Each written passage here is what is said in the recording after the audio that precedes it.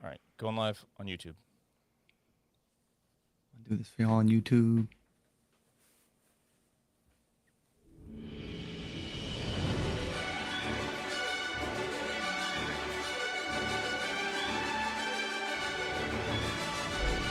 Hello there, and welcome to Thank the Maker, a podcast about heroes, princesses, scoundrels, hokey religions, ancient weapons, and all things Star Wars. I'm Adam Russell. Hey guys, I'm Ryan Key. And I am still Nick Gambarian, unfortunately. He who remains Every day. Nick Gambarian. Every day I'm waiting to wake up You someone need to turn that stinking thinking around, brother. I'm just joking. I'm joking. I'm joking. I'm joking. Give me that. It's called I Think You Should Leave. You guys should watch it if you haven't. It's great. It's a great American television show. We love it. I don't love it as much as I love Star Wars, though. Facts. Don't have it I Think You Should Leave podcast. Not yet, at least. But my good friend Sid has done two. Well, he's about to do his second I Think You Should Leave themed dinner. He's a chef in Seattle. I feel like I talked about this before. Yeah, it's great. It's called I Think You Should Eat. And it's just great. Sloppy steaks and everything. It's great stuff. So if you're in Seattle, check it out. I don't know when it is. I don't live there, so it's not stored in my brain. That's the way brains work. Today, though, we're going to talk about The Bad Batch season 2 finale, and a little bit about The Mandalorian season 3 finale, because they ran concurrently, these two seasons, for the first time since Disney Plus launched, and that meant we got to compare, like, very closely within a matter of weeks, finales. One, of course, being animation, one being live action, one show being a little more mature, just one season ahead. But we couldn't help but compare them and our emotional reactions to them.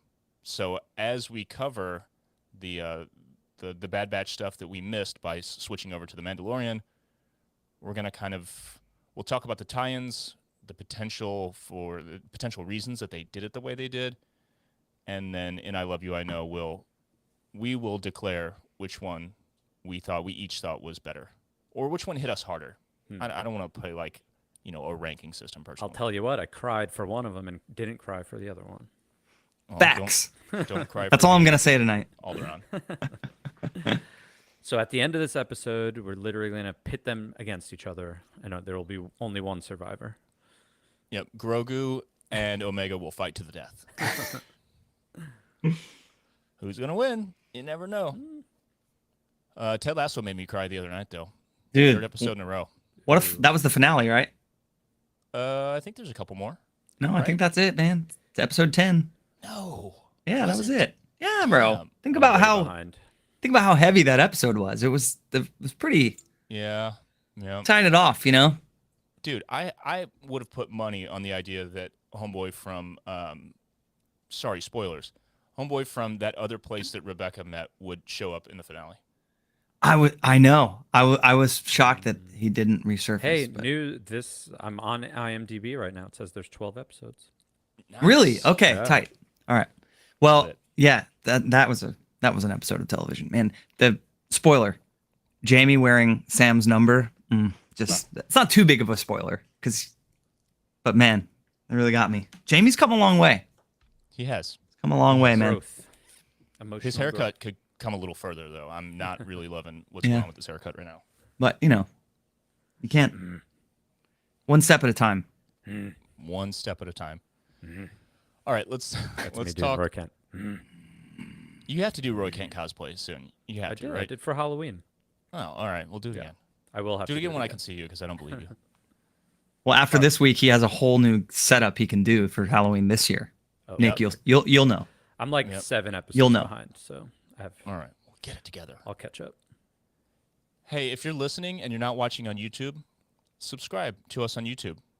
It helps. It helps us a lot. I mean, everybody knows this. Smash the like button, do the bell, whatever. Ding dong, ring a ding ding ding dong. We're on YouTube. Yeah, we're gonna be a YouTube channel now. Yeah, it's great. Let's It's not go. great. I don't like it, but here we are. It's different.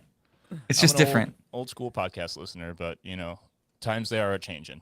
Yep. So people demanded to see my living room, your basement, Ryan's studio. We got to give people what they want. Yeah. I got all this cool stuff in my basement now, though. Look at this helmet I got from John, aka Alpha Ignition, on the socials. I It's a can't clone see it helmet. because you're like this on my Oh. browser. Oh, look what you did. It's a clone helmet, and he was like, "Yeah, I don't know when it's like it's messed up in some way. I don't know. Here you go," and just like handed it to me, and all these other little trinkets and stuff. So I want to get some for the new room, like to mount on the wall. I'm gonna put my sabers on the wall because in the middle of the studio in the long wall, I'm gonna kind of have like a movie watch, like a big ass giant television, absurdly large television, and comfy chairs. I think Sonnfeld's gonna hook me up with the Andor Jonathan Adler chairs to put in Nice. there, and so I want to do some like super sleek like Scandinavian floating shelving thing around the TV and like put all my sabers on the wall and have some helmets on the wall. And I don't know how far I'm going to go with it. I think like actually doing like wall treatment to make it feel like in universe is I don't think I can pull that off. do some 'Cause of those, I like, j- white panels like we were talking about, like in Bespin, like those Yeah, texture kind yeah, of things. yeah. I could maybe do something like that, but even just the time to make them with I'm not going to announce this on YouTube, but with the things forthcoming in Live. my life, Live I need announcement. I need to get back up there and Uneditable podcast live. that's why I stopped myself. I almost just said it. I need to be working as soon as I can, so I can't be like it'll maybe over time, but Yeah. I'm gonna keep the walls super clean in case I'm able to do that. You know what I mean? I'm not gonna put anything up, but if I can't do that, I was just gonna do like lots of tons of like sick Star Wars artwork, framed art, like just really vibe it out that way. But either way, I need helmets. The point of that long statement was I need helmets. This is a good plan. I like this plan. Yeah. All right, we're not going to do stolen plans this time because there's just not enough stuff. We could go through all the actors, all the the voice actors that were in the Bad Batch, but we covered enough of it. There were some cool ones. End of story. But we should mention again specifically the Bad Batch season 2 debuted January 4th on Disney Plus, 16 episodes. So it ran into the Mandalorian season 3 premiere on March 1st. So with the Bad Batch ending on March 29th, that's, what was it, 6 episodes that overlapped? Something 5 like that, episodes? yeah. And now we have 5. nothing. Why'd they do this to us?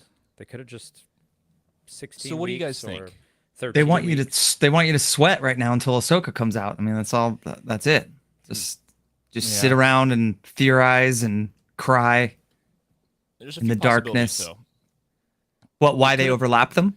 Yeah, I mean, it could have just been a basic scheduling thing where they're prioritizing premiere dates over, and because they aren't like competing shows per se, except for superfans.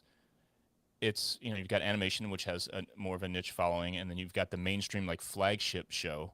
So if they overlap, it's kind of like whatever probably to some of the higher ups. I think And they I have can so much see- content right now that they just don't care. I mean, they don't care. Just Yeah. you know what I mean. I mean, obviously they care, but I don't think that anything was harmed by doing this. I think it is maybe interesting that there's nothing going on right now.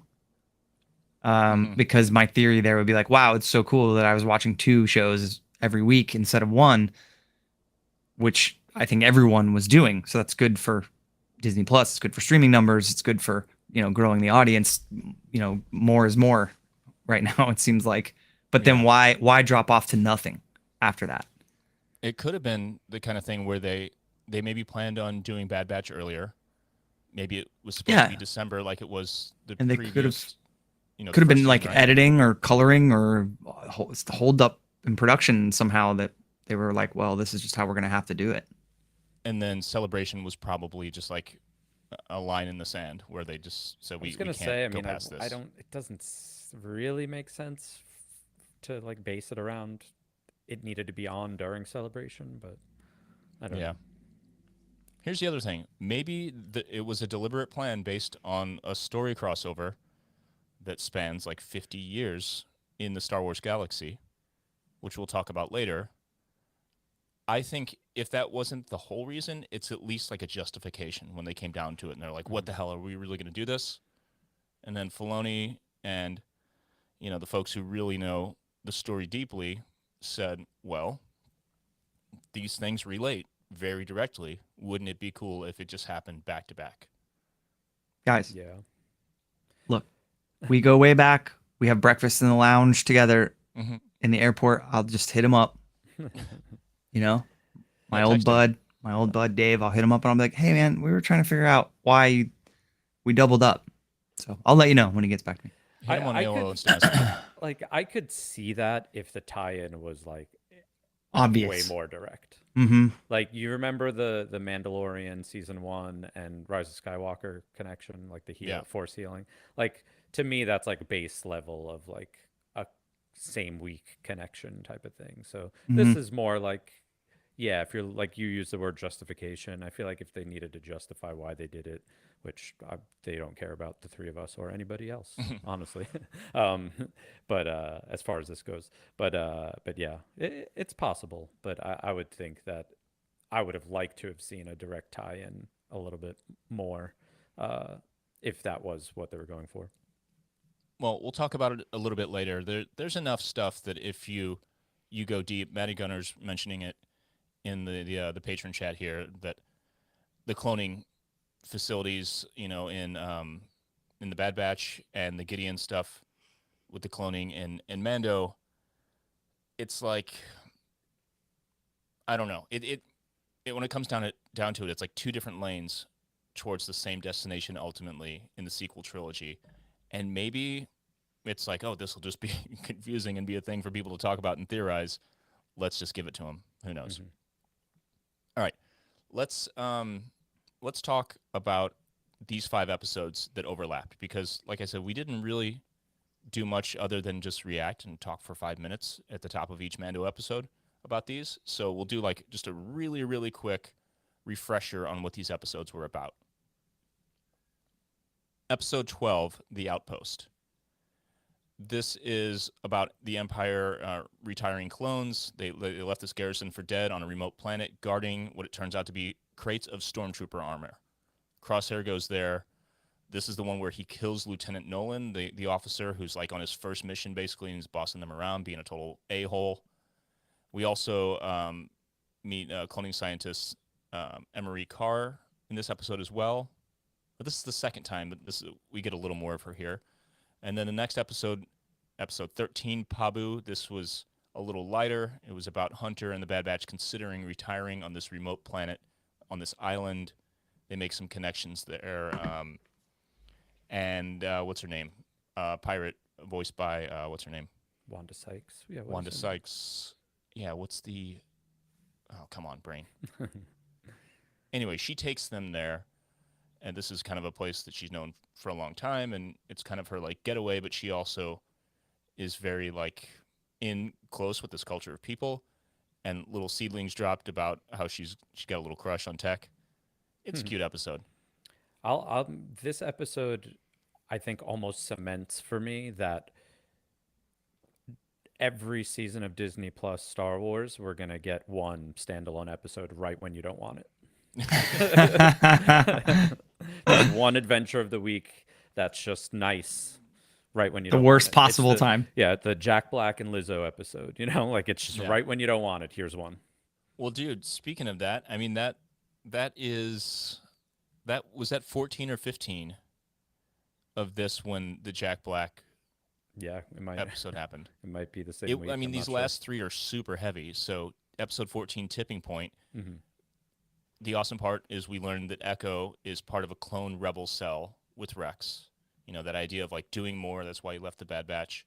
He's doing it here in this episode, and he, Fireball, and Gregor go to rescue a bunch of clone prisoners, including Hauser with the good hair, from Imperial Asshole. captivity. Yeah, so handsome. Punch him. There's like there's Crosshair being held at Mount Tantus. We meet cloning Dr. Hemlock. He's looking for Omega. Crosshair doesn't cooperate. So tipping point means the tipping point for Crosshair in this case, like realizing that the Empire is just ultimately going to screw him no matter what. It doesn't matter how well he follows orders or how skilled he is. He's just expendable, and Homeboy tells him as much point blank. So it just, everything goes off the rails. It's also got some cool stuff like the clones hiding out in the Martez sisters' garage on Coruscant. Rayo Chuchi's there. Echo reunites with the Bad Batch. You know, there's that really nice, heartwarming moment with Omega. She's all excited. She's like, he's here. He's here. You know? Awesome episode. I loved this one. Then the penultimate episode, episode 15, The Summit. The Summit refers to this meeting. It's a summit in that sense with Tarkin and a bunch of other high-ranking officers where they talk about, what's it called? The Advanced Science Division cloning project that Dr. Hemlock's working on. They're talking about sort of like rebel uprisings and trying to get the whole galaxy together under Imperial rule and kind of unify them through, obviously, asshole means. But that's an awesome, just like an awesome scene. Mm-hmm. The look of it's amazing. They've got the hollow thing is a sphere, so it's, you know, kind of foreshadowing the Death Star, but it's got data all around it. It's not the actual Death Star, but it's got like. Speaking of Death Star, Krennic is on at the table. It's so cool. Scene, if I remember correctly, ends with Tarkin just being like, "Director Krennic, tell me more about Project Stardust." Did Mads Mikkelsen do the voice for it? Yeah. Wow, I love that. Not Mads Mikkelsen. Is that no? Isn't that him? No, it's no. The other guy. Come on, brains. Wow, we're so old. Ben Mendelsohn. Right. Yes. I was thinking of Nicholson, Mendelsohn. No. Mendelsohn. No. What's That's not the right. That's not his name either. But Galen Erso, the actor that plays him. What's his name? Mads. Yeah. Yeah. So that's all I was doing. I was just mixing up my actors in Rogue One. Crossing the stream. Yes, Ben. But he did do the voice for it in this scene. Love that. Ben! So cool.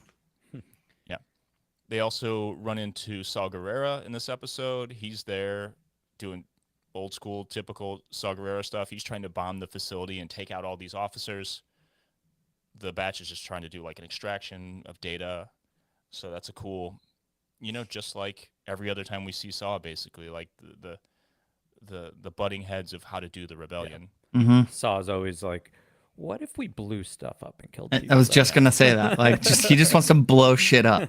That's it. Yeah, it's the only way. He and Wrecker can't get along better. They have so much in common. And then this ends like in a way that makes it clear this could have been just like one almost like feature, because it's they're hanging on that like suspended train rail system, right? Mm-hmm.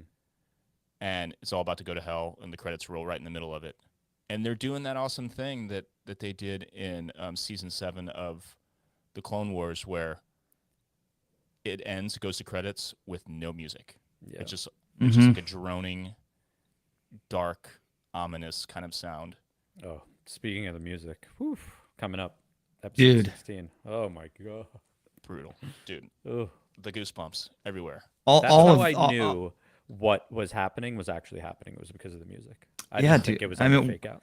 All of the like dark, you know, synth stuff. It's just, it's so not the norm for Star Wars. Mm-hmm. Yeah.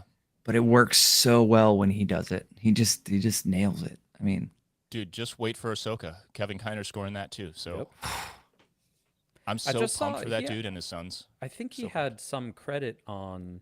I just saw Guardians of the Galaxy last night, and he has some credit on that too. Nice. Kiner. Yeah, I can't remember exactly what it was for. I don't think it was for the score, but it was something. He's rad. Yeah. I mean, all of the hooks that he's written, all of the themes, I think are great. I mean, the Bad Batch is, you know, giving NFL a little bit, but it's still awesome. I think they're all great, and I'm super stoked that he gets to do something that's more like a tentpole kind of thing, like Ahsoka. Wouldn't it be sick also if he did Filoni's movie? Yeah. I wouldn't be surprised. Maybe. Good stuff. All right. Episode 16, Plan 99. Like we said, direct continuation of episode 15. This is the one, the big one, where Tech sacrifices himself and dies to save the squad. When did we ever follow orders, he says. Blasts the thing, falls to his death. And talk about, crying when Omega just, when she gets the news and just can't accept it. Jesus Christ. Did you think that A, someone was going to die, and B, did you know it was going to be Tech prior to it happening? No. At the end of episode 15, when they got in that situation, I was like, oh no. Is it going to happen? Like, is someone going to die? Right? I didn't think about it. I'm stupid like that. I never think in that way. But when they got into that situation, I was like, they can't possibly get out of this. I kind of had a feeling like through these final episodes with the way Crosshair was being held and tortured, and just how dark it was getting for a freaking cartoon. Yeah. that I kind of had a gut instinct that a main character was going to bite the dust. But I had no idea which one of them it was going to be. I mean, it's it not was a bad hard to bet. say because in retrospect, we spent a lot more time getting to know Tech, just like we got to spend a lot more time with Paz Vizsla. So they did the same thing in both seasons where they're like, hey, you like this guy now? Guess what? I mean, building that relationship between him and Omega was crucial for this moment to be effective. And then also in retrospect, they announced at Celebration that Bad Batch ends at season 3. So I don't know. That doesn't necessarily lead to someone dying, but there is some consequence and like finality to it that there's only going to be one more season. Man, they could go so long with this though. It's a bummer. They have something else planned. It doesn't matter. They're making so much stuff. These dudes, if they do survive, they'll be around. Rex is going to be around. There's got to be a reunion of Rex and Cody. I mean, there's just so much to tell. So I don't know. Maybe it all happens in 3. We'll see. What else in this? Oh yeah, duh. It ends with first, all these things that are like, if you really know screenwriting and you don't have ADHD and you can zoom out, you should be able to see all these seeds planted, but I didn't, and I went back and watched it and was like, Jesus, look oh God, what an idiot. Hunter talking about, I do want to go back to Pabu and stay there. Do you want that, Omega? Yes, cool, that'll be great. We will definitely do that. Nothing will prevent us from doing that, like you getting kidnapped or anything. But that's exactly how it went down. Hemlock captures Omega, takes her to Mount Tantus. Nala Se's there. They talk about the Emperor's plan. Nala Se's like, no, this can't happen. It doesn't work. What he wants can't be done.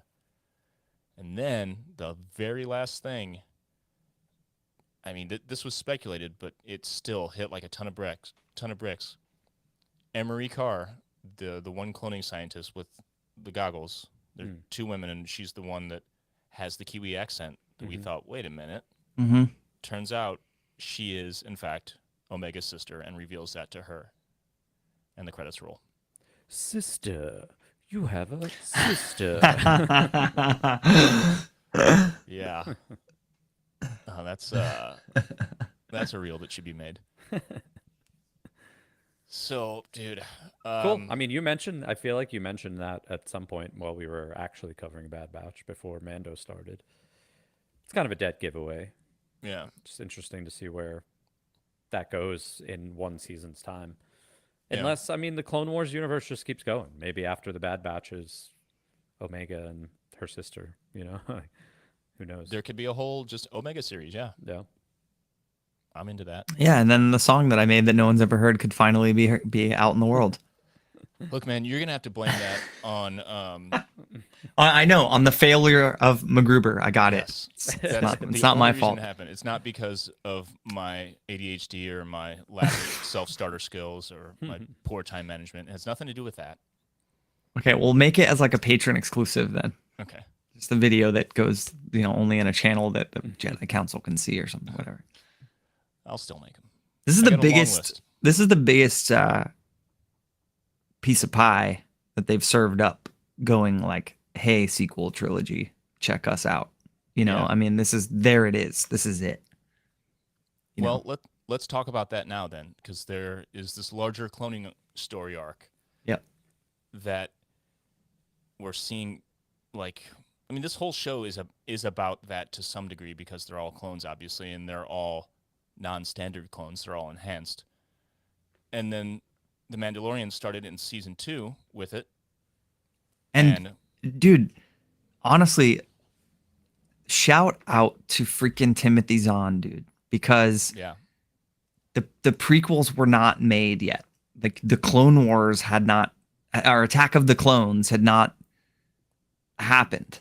Like Yeah. he wrote that whole thing post Return of the Jedi, Mount Tantus, the hidden cloning equipment that that they were after, that Thrawn was after in those books. Like, I mean, it's just awesome. He's got to be so pumped. I mean, I know he's carried on to become a canon author as well, but he's got to be so pumped on, not in like an ego way, just in like, wow, how cool is it that like my sort of my own personal expanding of these ideas based on you fought in the Clone Wars with, like that's it, based on that line, pretty much.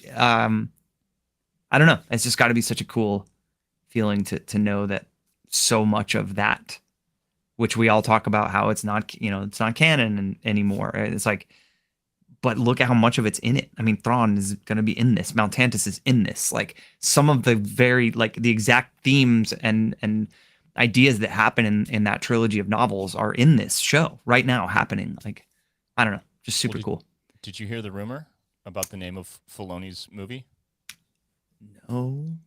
Either of you guys? No. Tell us now, live on the YouTubes. It is supposedly called Heir to the Empire. Oh. Wow. Yeah. That's cool. So, going for it. Let's give Zahn a script, right? Seriously? I mean, sometimes novelists, Writing fiction credit or writers something? can't do screenwriting. I mean, sometimes you can't do both, but I mean, let him at least do like an outline. If he's not going to actually write the script, like let him do a treatment.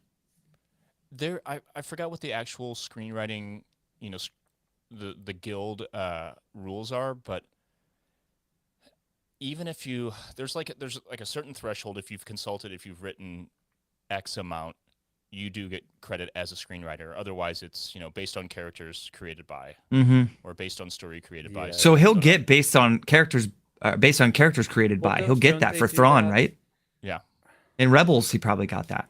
In Visions, we just saw it, right? Isn't the first credit when Visions ends just says like based on Star Wars by George Lucas? Exactly, like something like that. Yeah, I sure. would say. Yeah. Yeah. I wonder what Timothy Zahn's credit was in Rebels, if any at all, for Thrawn being in it. Yeah, we need to go check that because I told you guys I'm watching it, right? I'm Yes. halfway. It's slow, but I'm halfway through season 1. Yeah. It's so good. By the way, There's it's only, like, 4 Nick. episodes. You'll love I it think even more. I'm gonna go, Nick. I think I'm gonna be in your camp. Yeah, I mean, there is an argument. I'll just put it that way. There is. I an think argument to say I it's think better I'm than going Star Wars. to be in your camp, except for well, we'll see what the ending of Rebels is because I don't want to be spoiled. But the end of the Clone Wars is come on, bro. Yeah. I mean, come on. Those last 4 episodes are like a feature film that I want to watch 1,000 times. Yeah. But Dude, either way, I'm pumped. I'm really pumped on it. I love it. all of season 4 is just next level shit. Banger. Fair warning though, they did Yoda super dirty with the the animation style. Yeah, He looks Whatever. goofy as hell. Whatever. There's also like a Anakin hollow, right? That doesn't Yeah. look good, but it's Yeah. different animation style. I'm gonna try to watch a lot of it on this trip. I'm leaving for tomorrow. So, anyways, let's roll. All right, so Palpatine, always in the shadows, being a dick. Mm-hmm. I do have a little bit of that if you want to stop, right? A little bit on that if you want to stop. Because Shadows of the Sith was like my favorite. I haven't read every or a lot of Star Wars books, but Shadows of the Sith came out about a year ago. And it really does plug a lot of holes that The Rise of Skywalker, like stuff you wondered about in The Rise of Skywalker. Shadow of the Sith really, really does a good job with letting you know a couple more facts about what was going on. So Ochiev Bestoon is sent out basically by Palpatine to capture Dathan and Miramir, yeah, who are Rey's parents. So To Miramar. yeah, so Dathan is not exactly a clone, but they use the term strand cast. So strand cast is adding genes or other specimens to a base template. So it's kind of like, I don't want to say Bad Batchy, where you could genetically alter, but it might be in that same. It might be like the next step. Maybe this does lead into what is her name, Emery? Yeah. Okay, maybe that leads to a different kind of cloning where I think the Empire at that point, like Bad Batch, from the Bad Batch on, is just trying to figure out how to make Palpatine immortal. So there's probably a version that Snoke comes out of. There's a version that Dathan comes out of. Like there's all these kind of different kinds of clonings and strand casting and all this type of stuff. So it's all just has to do with whatever research they do from basically the Bad Batch on, and we all know that Dathan was not Force sensitive, but his daughter was. So if you think about it, like in a real world technology sense, this like Hollywood myth of the one dude in his basement who invents something from scratch, like the Tony Stark kind of thing, arc reactor situation. It just doesn't work like that ever. We credit one person, like we credit Edison for the light bulb, but it's the kind of thing where everyone, all of the seeds are being planted from all different directions, that the technology is slowly evolving, and then there's like an inflection point where, because all the ingredients are there, everybody has the same idea, and it's about who brings it to market or whatever. So the idea that there's all this messiness, all these different people taking advantage of the same kind of technology. You've got Gideon using it for his own reasons. You've got Palpatine in the shadows, no one knowing what's going on, truly doing it. And then you have officially with, the Empire, or what remains of it. Well, actually, during the Empire's reign, you've got them hiring Pershing to do this stuff. And then it splits off, and it comes back together, and we get episode 9 that tells us like what it ultimately means for the story. But it's easy for people to be like, oh, this is such a mess, it's everywhere, but it's the way things work, and ultimately we focus on the one story, and telling all this messiness in between is really no different if you look back at the hundreds of episodes of animation and everything we have now with all these different interweaving storylines. In the films, we just happen to focus on a few. Yeah. I'm on board. That's a long way of saying it's all good, man. Well, I know Lucas isn't writing all of this anymore, but go back to our episode, Star Wars ripped off Dune, and that's okay. I dare you to try to keep track of the Dune universe. I dare you. I've started listening to a podcast called Gom Jabbar, which is like kind of one of the more marquee Dune podcasts. And I just listened to one where they like broke down the history of House Atreides through the Dune Encyclopedia, which came out in like 1984. And it's just an encyclopedia that you just read. And it's like, it's crazy. It's the same shit. Like they're not telling you all that stuff in the first book, right? They're not, they're not, I don't know. People, do I think Rise of Skywalker should have been 2 films? Yes.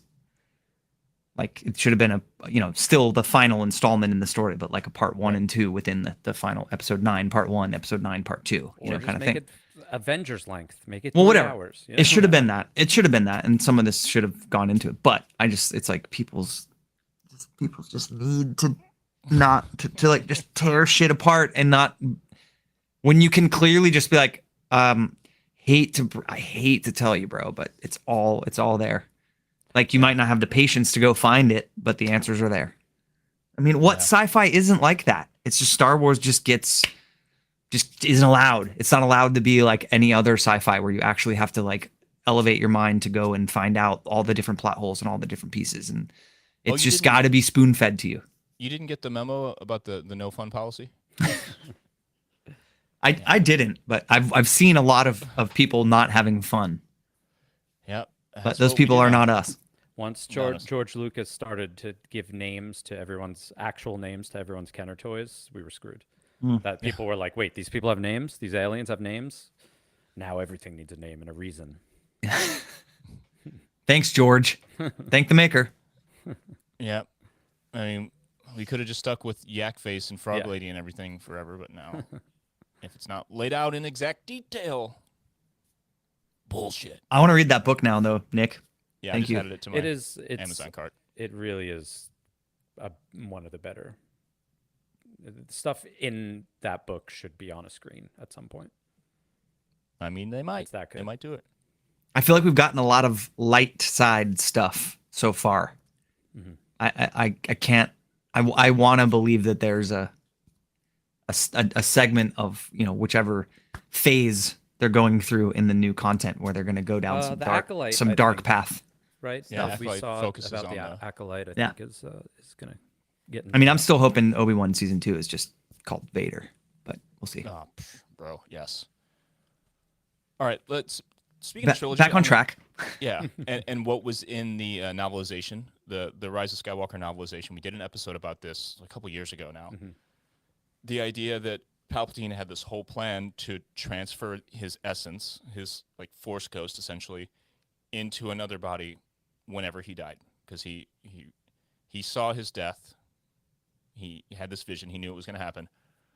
This was first mentioned.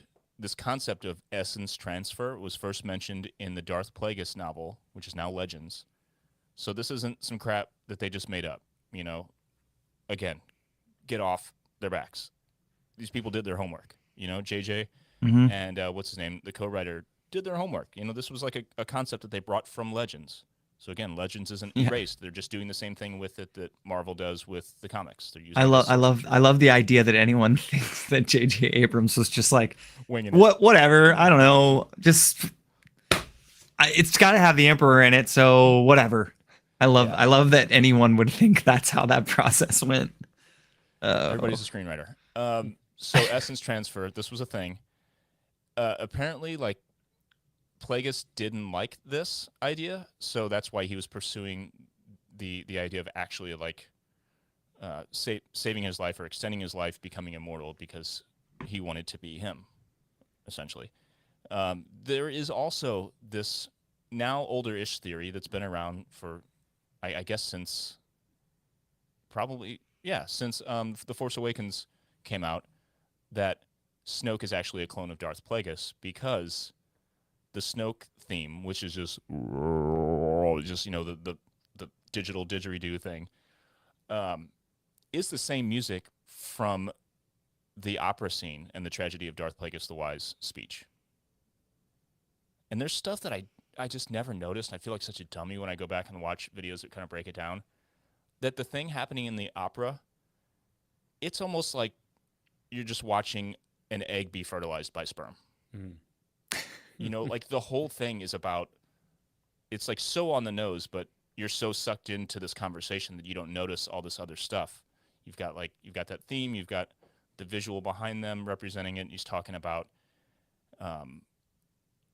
cheating death, extending life. And this all ties in later with Snoke and the theme. And then we also hear that theme in Mando Chapter 12 when they first find those cloning tanks. So, yeah, there's just like, go ahead. I don't know. That might just be too deep of a cut. I'm fairly sure that Snoke is just like a strand cast also. Like, I don't know that he's like a clone. I think he was created, but we'll see. Either way, it could be like just thematically, like the intent is still there, even if he's not literally a clone of Plagueis, you know what I mean? Yeah. Like a version. Or it could just all be a metaphor. Yeah. You know? Well, because think about it this way. Like, do you think that if Palpatine's around and he's wanting to clone or strand cast, however you want to, whichever version of cloning you want to, do you really think he'd be like, let's bring back my master? Or would he be like, no, just keep me around? He'd want to be in charge. Yeah. The idea was like potentially that if his body wasn't going to work, he couldn't find a suitable body because there's this idea that like such a massive dark energy just destroys a body if you try to insert it into the shell of a body. So he maybe went with the idea of a version of a version of Plagueis's body because it was maybe the only suitable option or something. Only one that can handle the darkness. Dude, get this shit also. Talk about like things rhyming. Pershing giving the lecture about cloning and saving lives with cloning in the same opera house where Palpatine tells Anakin the tragedy of Darth Plagueis the Wise, and Anakin says the words, he could actually save people from death. And then this dude's in there talking about his mom whose life would have been saved by cloning. Yeah. It's just... It's probably a coincidence. They didn't mean that. They don't know what they're doing. Nope. They just wing it every week. Yep, that's Disney. What's the South Park thing? Like how fast they make the episodes? Yeah. In a weekend on an iMac. Mm-hmm. Yeah. And then Project Necromancer, which is run by Brendel Hux, father of Armitage Hux from the sequel trilogy. It's all just weaving right in there. Shadow Council, all of this. It's spanning across both of these series. It's happening.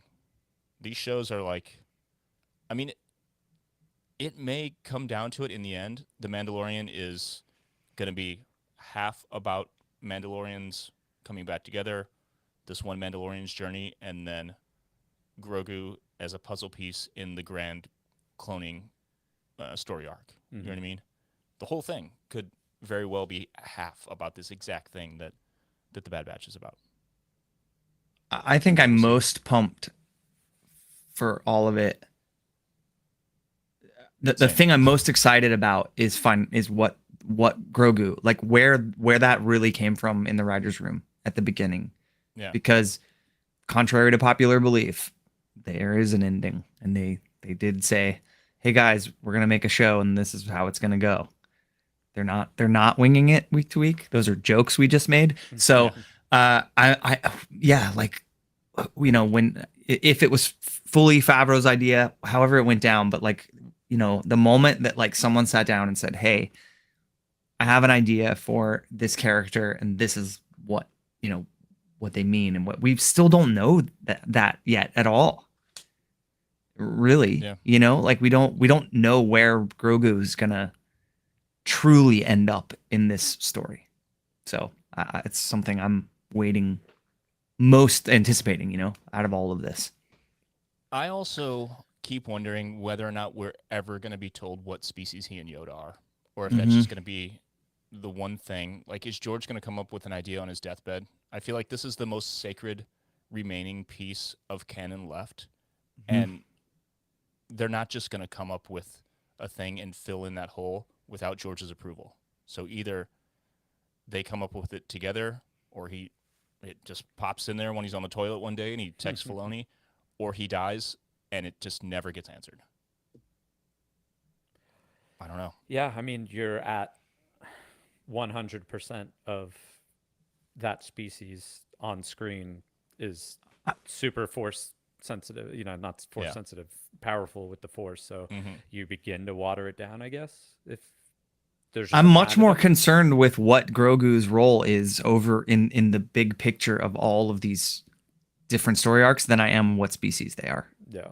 Personally, like I don't need to see the home world of their species. I want to know where this little dude's story is gonna go and where it's gonna end. Yeah. I mean, he's got to just wind up in the movies. That's he's got to be with Rey and Finn and all them. Like, I feel as confident about that as when we were covering season 2 of Mando and me thinking that Luke Skywalker was going to show up before we saw him. I'm like, it's the only thing that makes sense. It has to happen. By the time he gets to Rey, he's like walking, talking, force sensitive. Yeah, I mean, there was Badass. a whole bunch of stuff on social media lately where people were saying that I guess he'll be, by the time that next movie comes out, which is 15 years after Rise of Skywalker, he'll be like 90 or so, which is something Like an adolescent. Yeah, ish, exactly. maybe. Yeah. Yeah. The one thing I hope for Grogu above all is that he learns how to run right. That poor guy, just a little waddle. Yeah. Can't get around forever like that. I think they're going to have to, obviously, if it's going to go that far, they're going to have to take into account some computer generated. Yeah. they're Well, gonna his go little see when he James walked Gunn. in that X-wing bar in the finale, and his feet were just like. It's so like good. like those little tiny frogs that Yeah. can run across water. Yeah. Just Yeah. floating. Yeah. MC Rocco, patron in the chat in Discord right here. This is a good point. I failed to mention this like fully. Gideon's force cloning practices probably helped them figure out how to get the final Palpatine clone. That's my assumption, that just because he's dead doesn't mean that research is lost. You know, 'cause he didn't do it on his own, whatever. So, I mean, there's also that speculation that what's weird. So the speculation is that wasn't Prime Gideon. That was a clone that died. yeah.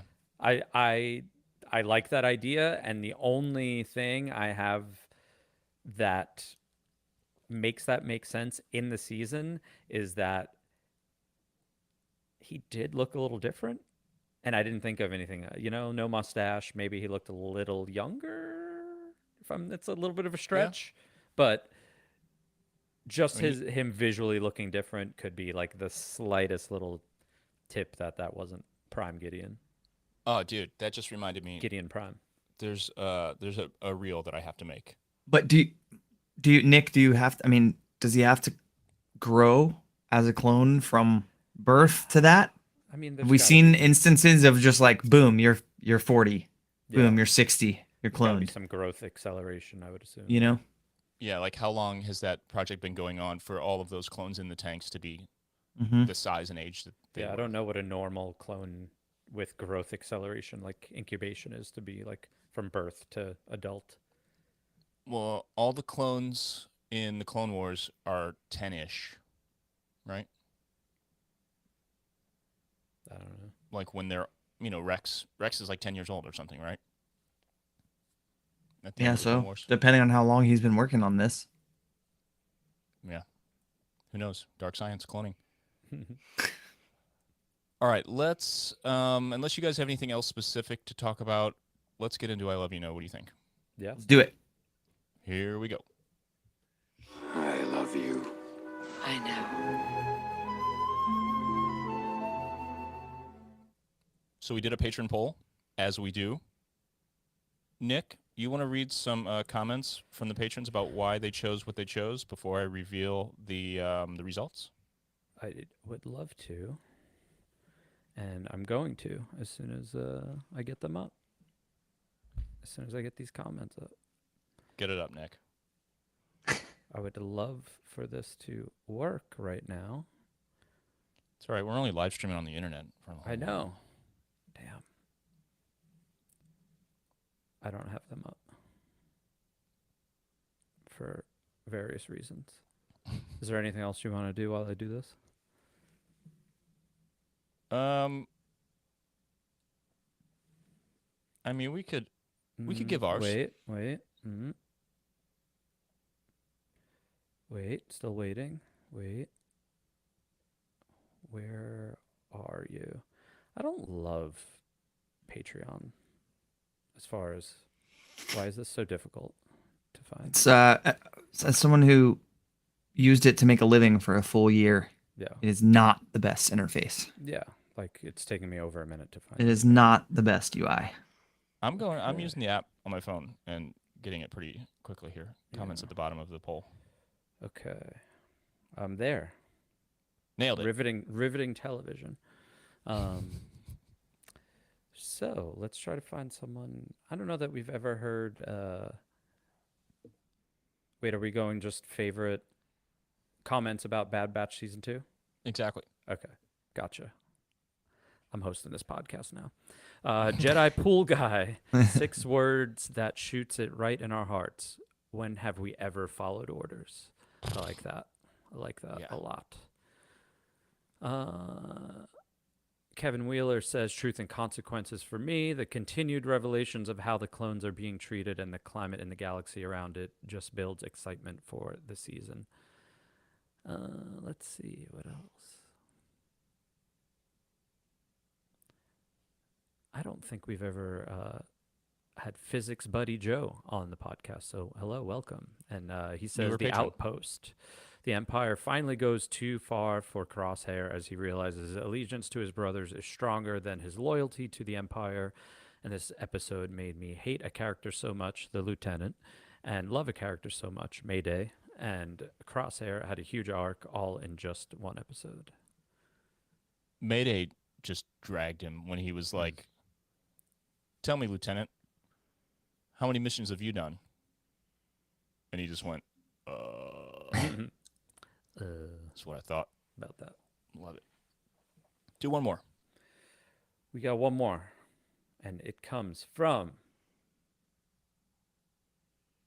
Stacey Leanne because she chooses episode 9, The Crossing. The exchange with Omega and Tech was everything. He acknowledges that they indeed are a family, and in his own Tech way, explains that he may process moments and thoughts differently, but it does not mean that he feels any less than Omega. So we've been over that and how much that all meant to us. So amazing quote. That was really besides the finale here, that was maybe my favorite moment of the entire season. All right. Well, then that's go not ahead. That's not my answer. Finish your thought. Give us your answer, though. That's not my. Just because it's so shocking, and I say this every week, whatever gets a physical reaction out of me, that's my favorite moment. And I cried a whole lot between the music that was playing while Tech was falling, just the shock of it, which I think really plays into a lot. Like, no one went into this season thinking someone was going to die, like one of the main characters was going to die. So the shock of it, the music, the actual, Omega saying that they need to go back, all this stuff, like Wrecker just saying that we don't leave anyone, it's just, it was a lot. I cried. We crowed. There was something about, obviously a much different vibe, a much different type of scene and scenario, but Wrecker saying to Tech, don't you do it, as he's about to cut the thing, hit me in the same way that Hurley telling Jack, you can't just die. Remember that? And I guess it was the finale, right, of Lost? I guess so. One of the last few episodes. It's been years, but he just when Jack's like, I have to do this, and Hurley's response like, oh my God, that wrecked me. So the same kind of thing, just two brothers essentially, and one saying, this is it, this is the only option, I'm out, and the other's response is just devastating. Ryan Key, what was your favorite episode and why? Well, I think it goes back to how I sort of had this feeling that something like Tech making the fan base at large weep as he fell to his death. I felt like something like that was going to happen. I've always felt like this show, it does have those adventures of the week, but it also has these just like brutal, savage, early on, like the early stuff in season 1 when we were kind of taken back by Crosshair just like murdering people in a Star Wars cartoon, just like cold blood shot dead on screen, so I felt like we were due for a big moment like that. And so, yeah, I think it's pretty like not debatable for me that the finale was just, it was wild. It's just to feel that kind of emotion watching a cartoon brings me back to like the end, not just the end, lots of moments through the Clone Wars, but yeah, those big Clone Wars moments that really affected you emotionally, that happened here for me. So and the soundtrack, Nick, you just mentioned it. Yeah, like the music while he was falling. This is supposed to be fun, dude. I'm sad now. Yeah. Plan 99 for sure was my favorite episode of the whole season. I mean, it was just can't wait to see the intensity that they're gonna bring to finish the story of these guys and Omega. My favorite was I was doing the same thing as you, Nick. Trying to pick something that I reacted to in a strong way, and just like couldn't help but feel the feelings I was feeling as I was watching. So upon rewatch today, as much as the finale did just wreck me, and it was so intense and so unexpected that it would go to that level,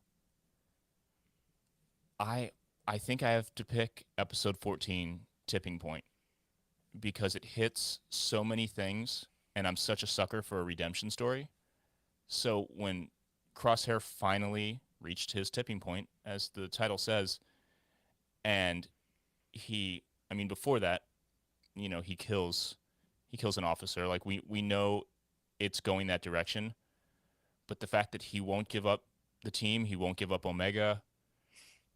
He tries to escape. He gets tortured. We also, the idea of like the clones actually coming together and this uprising really happening, like we speculated about last season. It felt so good, but it was also really heavy because, everything isn't going great for them. And getting the Ryo Chuchi clones in the Martez sisters' garage, all these things, all these like ends meeting, or at least crossing paths in this moment, was like, it was just like hit after hit for me. That with the redemption story, that put it over the edge. So episode 14, Tipping Point, is my favorite of the season. Let's hear from the patrons, because we polled them, like I said. And the results are, again, a pretty big landslide.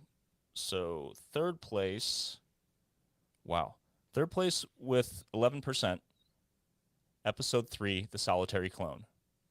Also awesome. The Crosshair arc is just amazing in this season. Second place, runner-up, episode 12, The Outpost. There you go. I was thinking that too, as soon as it really got into what it was about, and that dynamic, that sort of like hesitant but obvious connection between Crosshair and what's the clone's name at the base? Anyway, him. Felt really good, but then 14 just beat it for me. So this is weird, though. No one voted for episode 14, Tipping Point, in the patrons. Interesting. The winner was, with 49% of the vote, episode 16, Plan 99. Crushing. I call it a landslide. That's People what it just is. love seeing tech die. Must be Love it.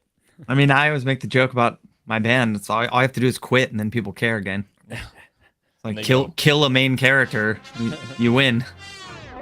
We're back. All right, here is the tough question, though. Now that we're wrapping this up, to answer. Finn's ready to go. What's up, Finn, bud? To answer the question, the title of this episode, which finale was better? Because that's why everybody clicked. We baited the hell out of him. Here we go. Nick, which finale was better for you? Mando or the Bad Batch? I've had my issues with season 3 of Mandalorian, so this question was actually rather easy for me, and I enjoyed, in my own way, the Bad Batch season 3 finale more. It was just more shocking.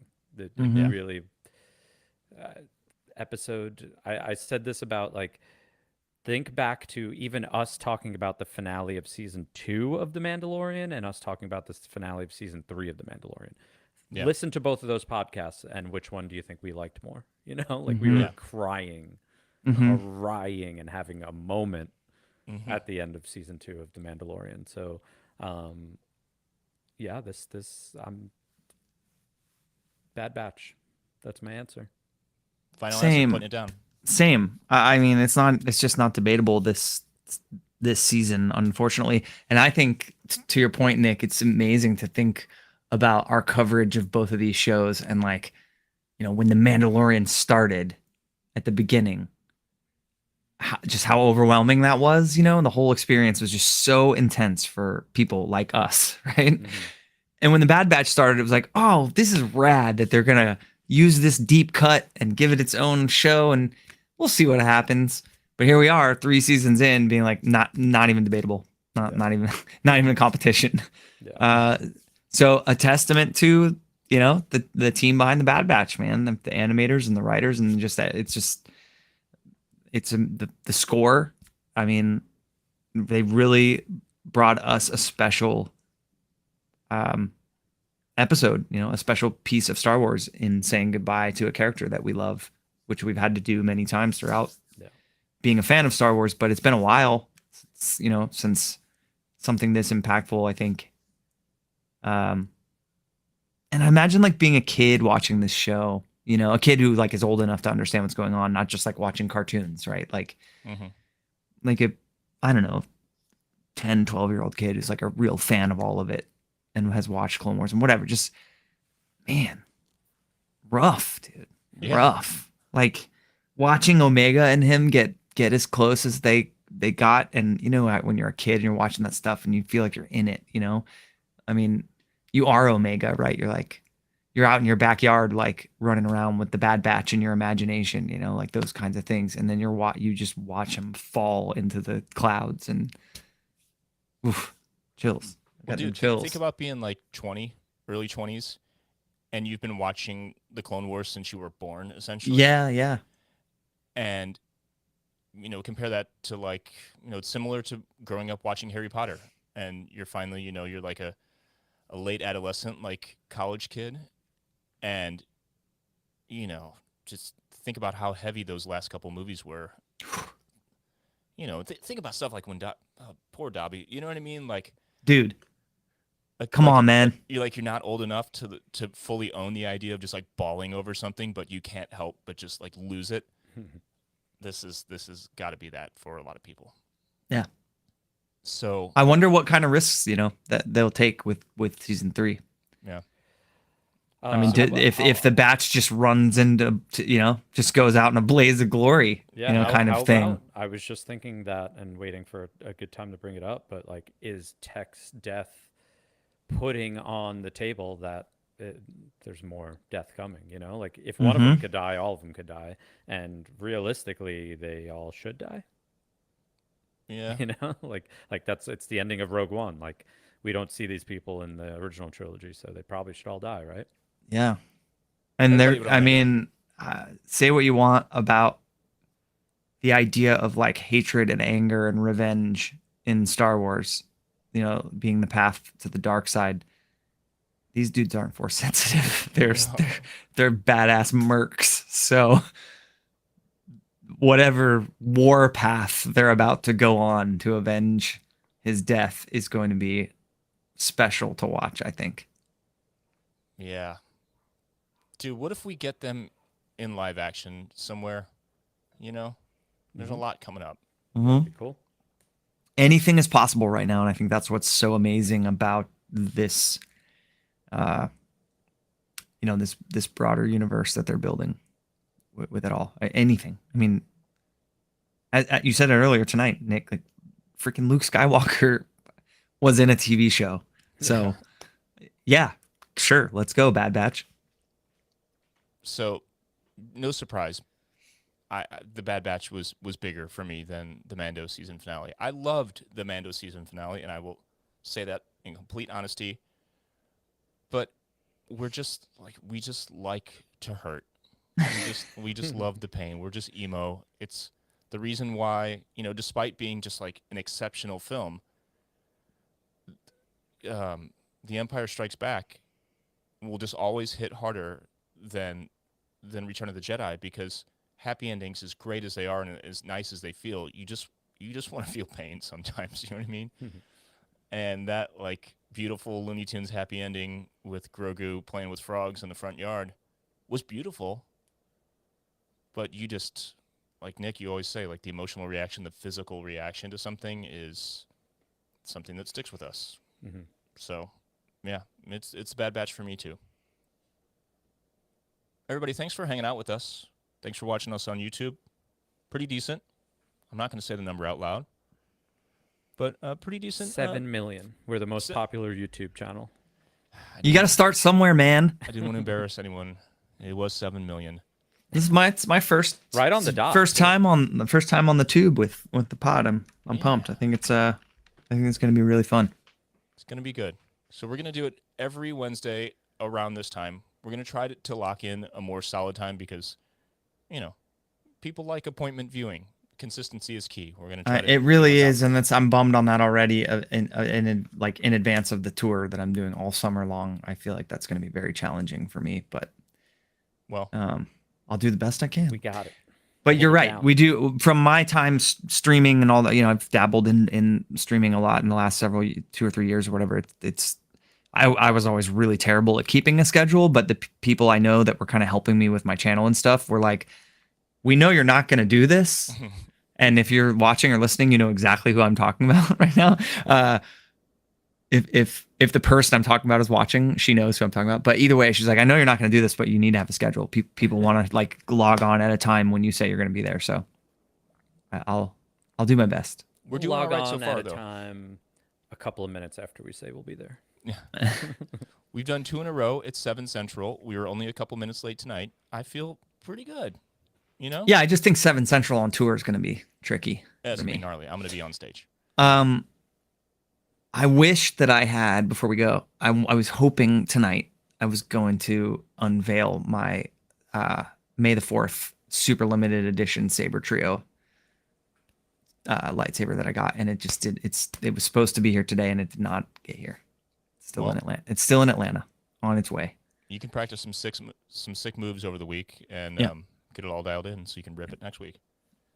Also, speaking of things that we like to have, things that we like to wear right now, Nick and I have our Roosevelt shirts on, and they're great. Nick has a new one.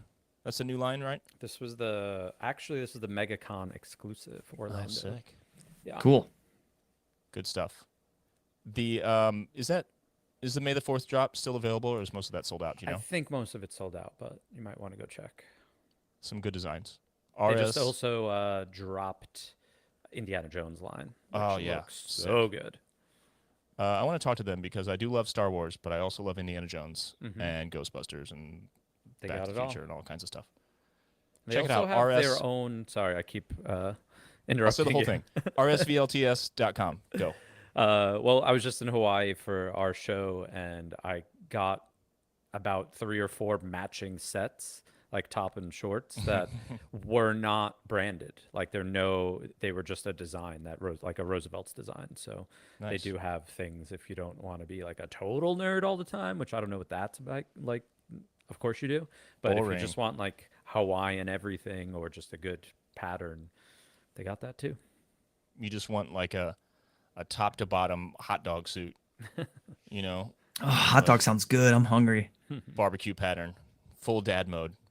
Roosevelts.com, rsvlts.com. Promo code Thank the Maker for 20% off your first purchase. I'm wearing my Roosevelt shorts, but I feel like it'd be really weird to just like stand up and shove my junk in the camera now that we're a YouTube channel. Show your butt instead. Yeah, show them. Show the shorts. Hey, Yeah. rsvlts.com, right there. Dot fart. All right. Everybody, thanks for listening. Patrons, thanks for being here. Patreon.com/ThankTheMakerPod is where you can go if you want exclusive merch. Got merch on every tier. Discord access. We're talking to patrons in Discord right now. They get priority. There's a bunch of other stuff coming up. I'm going to do some like patron exclusive streams, when I'm working, different kind of crap. Lots of new stuff in the new tiers. And if you've been a patron for a while and you haven't switched to a new tier, go take a look at that because we're going to retire the old tiers at some point and not be offering those benefits anymore. A lot of people have already switched, but a lot haven't. So go log in, patreon.com/ThankTheMakerPod, and do the stuff. Follow us all on socials. That's all in the show notes. Oh, and Mosh Eisley tickets still on sale, July 21st. Mosh Eisley, San Diego Comic-Con, mosheisley.com.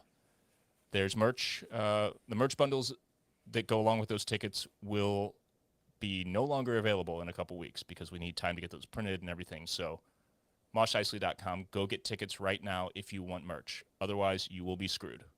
You can buy it at the show, but it'll be more expensive, and you will not get the exclusive designs that we have with the ticket bundles. Dudes, I love you. I love you. And I know. And until next week, may the Force be with you.